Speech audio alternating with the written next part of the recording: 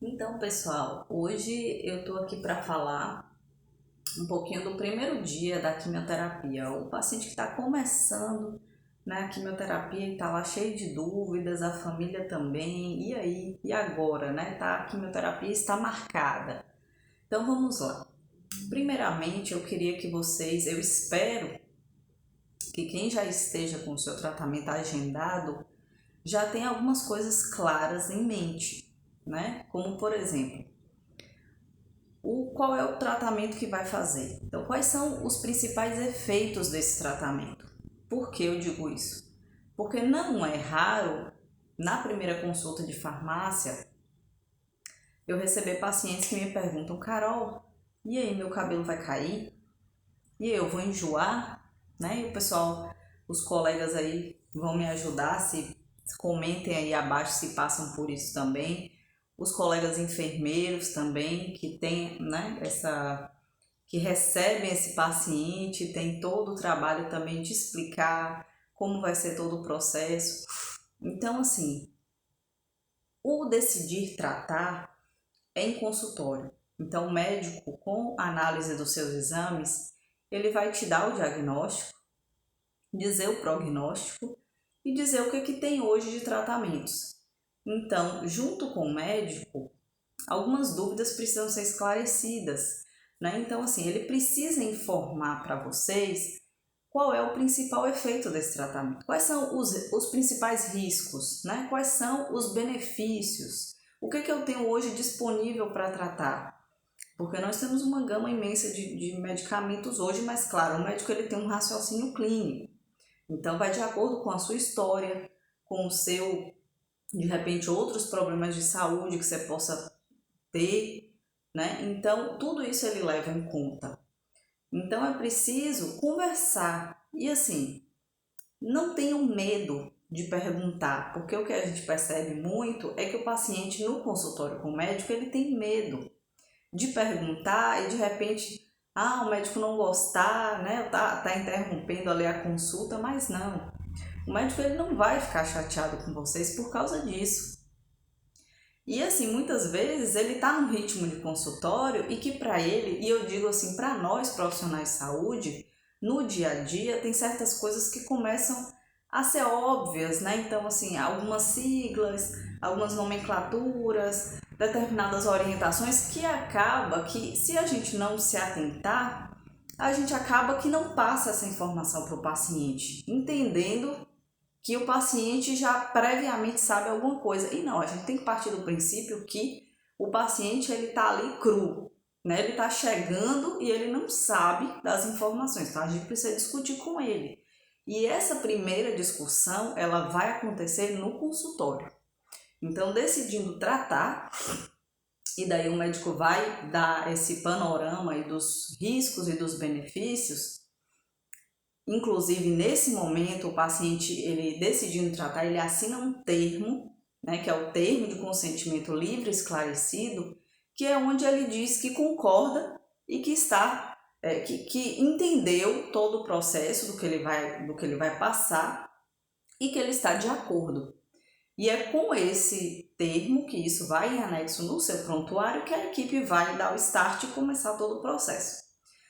Então, isso precisa ser discutido, né? O paciente ele precisa entender, ele precisa tomar para si a responsabilidade do tratamento dele, que muitas vezes o que a gente percebe é que isso não acontece. E vocês têm que entender que tem que colocar isso na mente, que o maior interessado no sucesso do tratamento é você mesmo. Você quer ficar bom, né? Você quer que o tratamento ele ocorra de uma maneira segura, que ocorra, que saia tudo bem. Então você é o seu principal interessado. Então você precisa cuidar dos seus interesses, né? E isso começa desde o consultório, né? Precisa esclarecer certas coisas. Não dá pra gente receber lá já no dia da aplicação da quimioterapia um paciente que chega para mim e pergunta se o cabelo vai cair.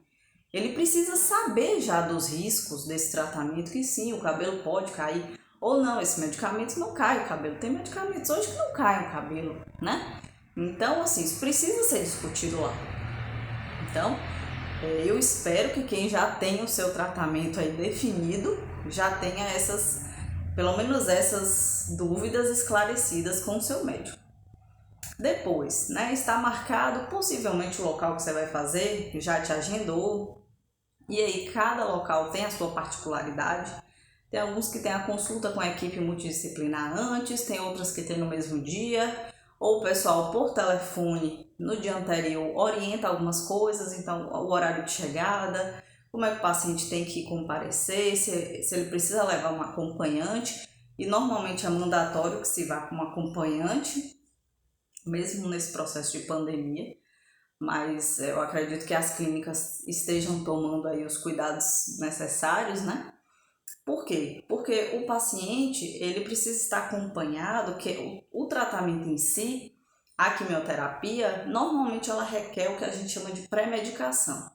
É o que a gente faz antes da quimioterapia propriamente dita, que é para prevenir enjoos, possíveis reações. Então, são medicamentos que a gente dá antes. E esses medicamentos, algumas vezes, causam sonolência, causam tontura. Então, é interessante que você esteja acompanhado. Mas isso a unidade também deve te orientar. Uma coisa que uma nutricionista amiga minha sempre fala, né, que às vezes o paciente fala, tá marcado para 8 horas da manhã, então eu vou em jejum, né, vou fazer um medicamento, se eu comer eu posso vomitar. Dia de tratamento não é dia de exame de sangue, não tem que ir em jejum. E hoje em dia até alguns exames de sangue não requer mais jejum, né? Alguns sim, outros não.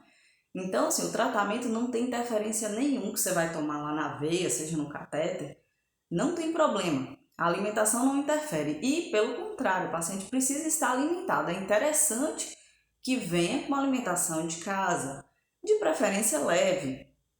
E aí, já de antemão, eu oriento que se o serviço que você vai ser atendido, ele não tem um nutricionista lá, né, voltado para isso, procure, né, um nutricionista com foco em oncologia, porque faz toda a diferença. Na alimentação, a gente já sabe, tem inúmeros estudos científicos, né, que comprovam hoje a importância dessa nutrição no tratamento. Até para a questão da imunidade, dos nutrientes, do aporte calórico que o paciente ele vai precisar enquanto estiver fazendo quimioterapia é diferente de um outro paciente que não está em tratamento, né? Então eles já definem tudo isso e vai fazer também um cardápio aí que atenda às suas necessidades, também o que você gosta. Não é porque agora eu vou tratar, que eu vou deixar de comer tudo que eu gostava, né? Ou então eu vou ter que comer tudo sem sal, tudo sem açúcar, tira tudo. Não é assim, tá? Vamos deixar de lado essas crenças, né? Vamos agir dentro do que a ciência preconiza, dentro do que a gente tem aí de inúmeros estudos científicos, e os nutricionistas eles estão também envolvidos nesse processo e vão colaborar muito, né? Então, não vão em jejum, se alimentem, de preferência de alguma coisa mais leve, né? Levem o seu lanchinho, tem medicamentos que demoram pouco tempo, tem medicamentos que podem levar até o dia inteiro, né, do paciente lá no ambulatório, no hospital, onde for. Então isso, a equipe que for agendar, o local que for te agendar e marcar, normalmente eles orientam, falam, olha, o seu tempo de permanência na unidade vai ser de tantas horas, né, para já a pessoa se programar naquele dia, naquele horário de estar ali fazendo o tratamento. E não tem como eu dizer aqui o tempo médio, porque existem vários protocolos e cada protocolo tem um tempo, né, de infusão, e tem um tempo estabelecido pela própria unidade, né, que o paciente fica também em observação pós-quimioterapia, um tempinho, para a gente checar se está tudo ok antes de liberar o paciente, certo? Então, alimentação, ok, normal, não tem problema, e deve ir, sim, com o seu café da manhã, com o seu lanche, com o seu almoço, a depender da hora, né? Outra coisa são com os medicamentos de uso habitual. Então, aqueles medicamentos que eu tomo para hipertensão, diabetes, colesterol, aqueles medicamentos já de uso contínuo. Porque muitas vezes o paciente ele não tem uma orientação adequada e ele chega no dia, né, do tratamento e ele acha assim, como eu já ouvi, né? O que eu falo aqui é porque eu já ouvi do paciente. Não, porque hoje eu vim, né? Estava marcado para fazer a quimioterapia e eu sei que eu vou tomar muito medicamento aqui já, então eu não tomei nada. Nada em casa porque eu vou hoje focar na quimioterapia. Não, pelo amor de Deus, não façam isso, né? Por quê? Vocês vão tomar quimioterapia é para determinada condição. A sua hipertensão, a sua diabetes, a sua dislipidemia vai ser controlada pelos seus medicamentos de uso habitual. Então, mantenham os medicamentos de uso habitual, né? E isso, assim, se houver alguma mudança, se tiver algum tipo de interação medicamentosa, o médico e a equipe, o farmacêutico também, ele vai te orientar, né? Seja uma mudança de dose, seja uma mudança de medicamento, enfim. Se ninguém te orientou nada, você mantém os seus medicamentos de uso habitual, que possivelmente você já falou lá no consultório, na consulta, o médico deve ter te perguntado, né? Se tem alergia a alguma coisa, tá usando alguma coisa, né? Tem algum outro problema de saúde? Isso tudo deve ter sido relatado lá. A equipe também vai te perguntar. Normalmente os enfermeiros fazem isso também e os farmacêuticos na consulta de farmácia também, né? Cada um com foco. Então é importante e até eu oriento sempre os pacientes. Leva anotado num papelzinho a marca que usa, a miligramagem, qual horário que usa, porque é comum no primeiro dia, às vezes ansiedade, às vezes fica nervoso, não se lembra das informações, né? Então isso é importante para a equipe, essas informações são importantes. E é bom até que ande na carteira, na agenda, põe lá anotadinho tudo que usa. Para onde você for atendido, em qualquer serviço de saúde, você poder relatar, né? Essas informações são importantes. Então, e outra coisa que eu oriento, a depender se você for orientado, o medicamento você vai ficar aqui na unidade a manhã inteira. E vamos supor que o paciente utiliza insulina, né? Eu uso insulina lá de manhã, eu uso perto da hora do almoço. Leve o seu medicamento para a unidade, porque normalmente essas unidades, esses ambulatórios, clínicas, eles não têm esses medicamentos lá, né? Então, assim, se dá o seu horário de tomar o seu antipertensivo, a sua insulina, esteja com eles, com esses medicamentos à mão, para você poder tomar. Claro que você vai vai relatar para a equipe que você trouxe, que você faz uso em determinado horário e vai fazer uso do seu medicamento, independente lá da quimioterapia estar correndo lá no catéter, tá certo? Então, via de regra, toma os medicamentos como sempre tomou. Não vai suspender por conta própria nada. Já outra coisa, outras substâncias, então substâncias alternativas. É muito comum um paciente que começa um tratamento, ou mesmo já desde o diagnóstico, a família, os amigos, um vizinho que soube, né, da condição do paciente, chega e fala assim, olha fulano, esse chá aqui, eu ouvi dizer que é muito bom, ó, fulana ali tomou, também teve esse mesmo problema que você está tendo e ficou curada, né? Então, a gente sabe que na internet hoje tem muito material, muitas coisas. De fato, existem inúmeras plantas com muitas propriedades, né, farmacológicas, mas a gente não pode descartar e não deve, né, descartar o risco que essas substâncias têm nesse momento. E o que eu sempre falo para os pacientes, se você decidiu tratar, vamos focar no tratamento. Essas terapias alternativas, muitas vezes, nós ainda não temos nenhuma comprovação científica a respeito delas. Elas podem ser tóxicas, como muitas têm se mostrado, que a gente tem experiência com algumas, determinados tipos de chá, de garrafadas, né, que são tóxicas. Então, não tomem, né? Fulano, ciclano, alguém pode até trazer, pensando, né, em você, pensando no seu bem-estar. Receba, agradeça, mas guarde, deixe lá no cantinho, não usa. Se porventura sentir a vontade de tomar alguma coisa, como também eu já atendi pacientes que faziam uso de homeopatia uma vida inteira, né? Sempre fizeram uso da homeopatia, de florais, leva para o farmacêutico analisar, né? O farmacêutico ele vai fazer uma análise de interação daquelas substâncias e ver se nesse momento é prudente tomar ou não. Então ele vai te orientar com relação a isso. Mas nunca tome nada sem comunicar a equipe que está te acompanhando, te tratando, né? E aí nada mesmo, eu digo, nem um chazinho ou um chazinho de boldo, não. Né? O boldo ele é tóxico para o fígado, por exemplo.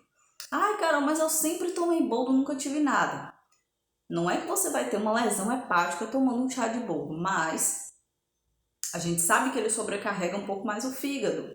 Nesse momento, você vai estar fazendo um tratamento que possivelmente esses quimioterápicos, né, em sua grande maioria, eles vão ter aí a passagem pelo fígado, pelos rins, já são medicamentos que vão sobrecarregar, né? Então, a gente não quer juntar nada que possa vir a atrapalhar também. Então, esses chazinhos também a gente orienta que não tome.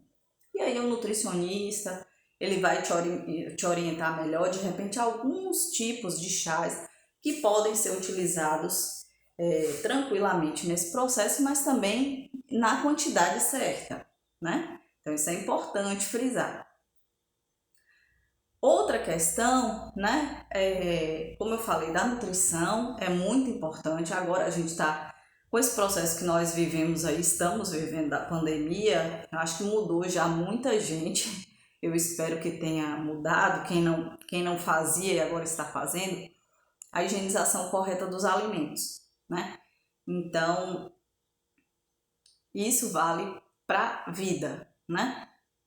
Chegou do mercado, fruta, verdura, precisa ser lavado, né, com água corrente e deixado de molho em solução com água sanitária, com hipoclorito, né? E daí, se não tem aquela solução que vende no mercado até, né, na seção de hortifruti, dá para encontrar, e ele diz lá quantas gotas em tantos litros de água. Não tem aquele, pode usar água sanitária de casa comum, desde que não tenha cheiro, né? Nem seja aquela com outros ingredientes, seja somente água sanitária. Uma colher de sopa para cada litro de água. E vai colocar lá a quantidade necessária para lavar, para higienizar todas as suas frutas, verduras, folhas, né? E tudo mais. Lembrando que o paciente que começa um tratamento, e agora acho que todo mundo está um pouco mais receoso com relação a isso, é a alimentação fora de casa, né? Então, em casa a gente garante esse cuidado, essa higienização, principalmente de vegetais e folhas que a gente consome crus, né?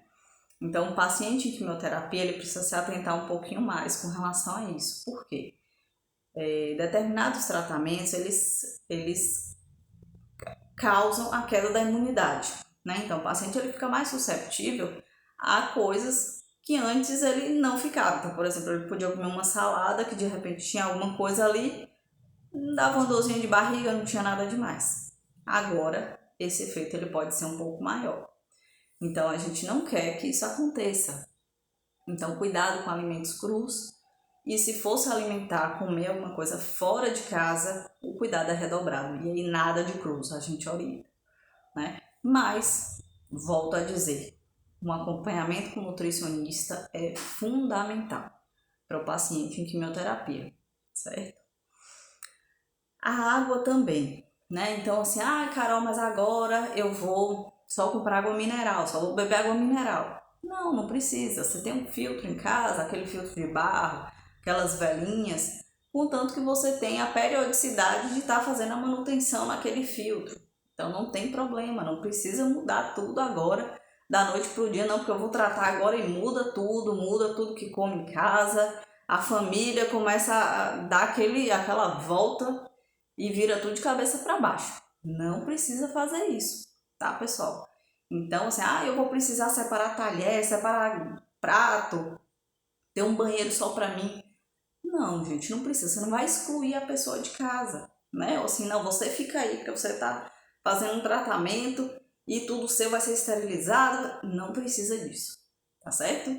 Se porventura o paciente ele for passar, e aí são casos muito específicos, tá?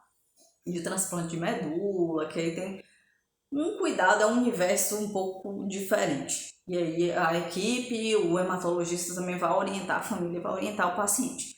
Via de regra, os tratamentos em geral de quimioterapia não precisa de nada disso, tá? Claro que os cuidados assim com o banheiro a gente orienta um pouquinho mais. Por quê?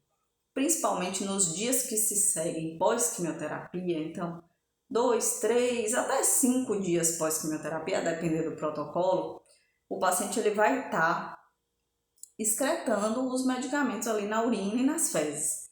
Então é importante que tenha esse cuidado com o banheiro, principalmente se ele for compartilhado em casa, né? Então assim, dá, né, as suas necessidades, então dê 2 descargas longas, fecha a tampa do vaso, não dê a descarga com a tampa aberta, né? Porque vai estar ali saindo, sim, o medicamento, às vezes na sua forma inativa, às vezes não. Então é importante para garantir que não vai expor a família. E deixe sempre uma solução com água sanitária, né? Coloca ali pelo vaso sanitário. Mas não precisa ter um banheiro exclusivo, não precisa ter um canto da casa só para você, não precisa separar garfo, talher e tudo mais, tá certo? Então isso aí são dicas gerais que a gente dá. Outra questão que eu gosto muito de abordar é a questão do suporte psicológico, né? Porque a gente, por mais forte que pareça uma pessoa, né, quando ela tem um diagnóstico como esse, eu falo para os pacientes assim, que quem nunca passou, quem nunca teve um diagnóstico de câncer, você não pode dizer que, eu sei, ou assim, eu sei como é, eu imagino, não, né? Quem nunca passou não sabe exatamente na pele o que é, mas a gente consegue ter uma noção. Depois de tanto tempo vivendo aquilo ali, e com os pacientes, e com as famílias, e ouvindo os relatos, a gente começa a ter realmente a noção do que acontece, né? Então, por mais forte que pareça uma pessoa, por mais fé que ela tenha, e é muito importante assim a fé, independente de que religião, eu não estou defendendo religião específica, mas a espiritualidade de uma forma geral ajuda muito no enfrentamento, né? A gente vê, isso é claro, isso é nítido na prática dos pacientes que têm alguma crença, alguma fé, dos que não têm, né? Então, quem tem, eles levam o tratamento de uma forma mais esperançosa, mais positiva, né? Isso é bom, certo? Então, assim, o suporte psicológico é fundamental. Porque ainda hoje a gente tem um estigma de que câncer está relacionado à morte. Ai meu Deus, eu tive um diagnóstico de câncer, eu vou morrer. Não é assim, né? Vamos conversar. Tem, como eu coloquei num post esses dias, alguns mitos e algumas verdades, né? Isso vai ser esclarecido lá com o seu médico no diagnóstico, o prognóstico, em que estadio foi descoberto o câncer, né? Então daí tem vários desdobramentos, tá? Mas para dizer assim, que porque tem pessoas que recebem a notícia, a própria família, né? Enterra o paciente antes da hora. Eu falo assim, não, agora a gente vai tomar conta de tudo e vamos fazer tudo e você não vai fazer nada e a gente vai tomar conta por você de tudo. E às vezes não é isso que o paciente quer. Ele sofre, a gente tem, né, a psicologia ela fala que tem os períodos, né, do processo do enfrentamento, do próprio luto, né, da tristeza mesmo, assim, de você receber aquela notícia impactante e de você processar. Então tem pessoas que demoram mais, tem pessoas que demoram menos, né? Então aí a família ela precisa estar numa posição que ajude e não que atrapalhe, né? Então a primeira coisa é respeitar o paciente, respeitar a vontade do paciente. Então o que ele quer fazer? Como é que ele quer levar esse processo agora, né? Então como é que a gente vai saber disso, Carol? Perguntando, né? A psicóloga ela orienta. Tem amigas psicólogas, né? Marcadane aqui, ela fala, né? Assim, pergunte para o paciente como você quer ser cuidado, né? Então eu, enquanto familiar, eu, enquanto cuidadora, eu pergunto o que que eu posso fazer por você. Eu acho que na vida como um todo a gente pode fazer isso. Dentro de casa, né? Que às vezes a pessoa está passando por um problema e a gente até quer ajudar, tenta ajudar e às vezes atrapalha. Então pergunte, como é que eu posso te ajudar? O que você quer que eu faça? Né? E a pessoa, ela vai, ou ela pode falar assim, não, dê um tempo para mim, eu preciso processar, eu preciso entender o que está acontecendo, né? Às vezes o paciente, ele quer continuar trabalhando, ele quer continuar fazendo as coisas que ele fazia, e isso vai depender de como ele está se sentindo, como é que vai ser o tratamento, isso vai ser conversado com a equipe e no consultório, para também não expor, né, a saúde, mais ainda a saúde do paciente nesse momento.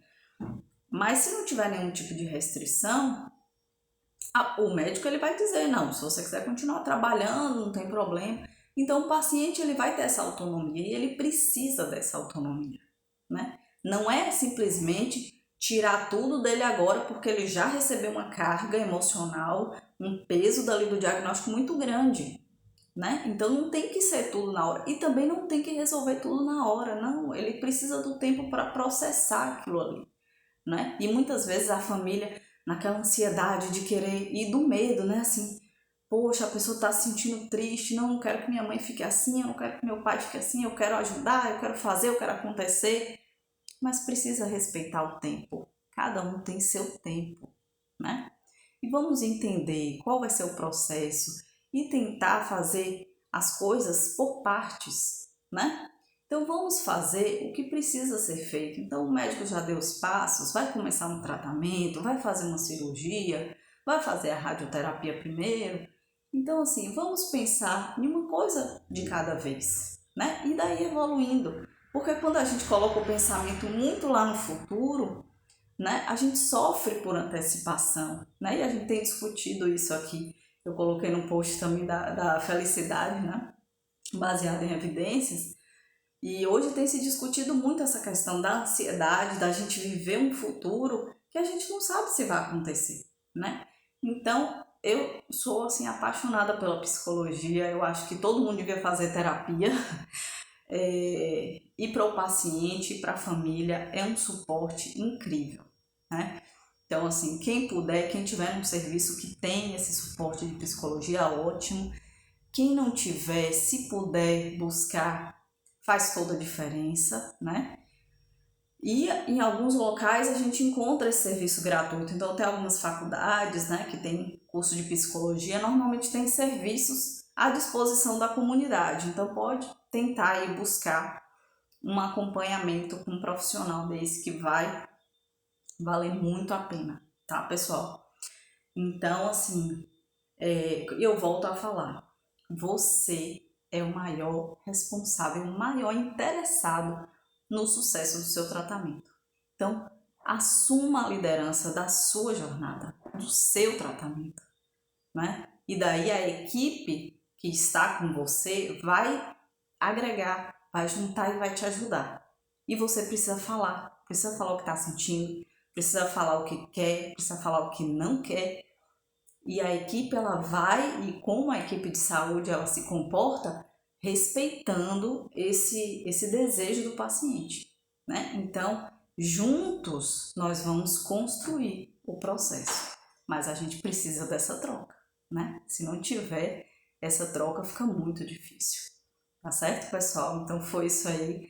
Se gostou, dá o curtir, compartilhe se você tem algum amigo, algum familiar ou se você mesmo está passando por esse momento.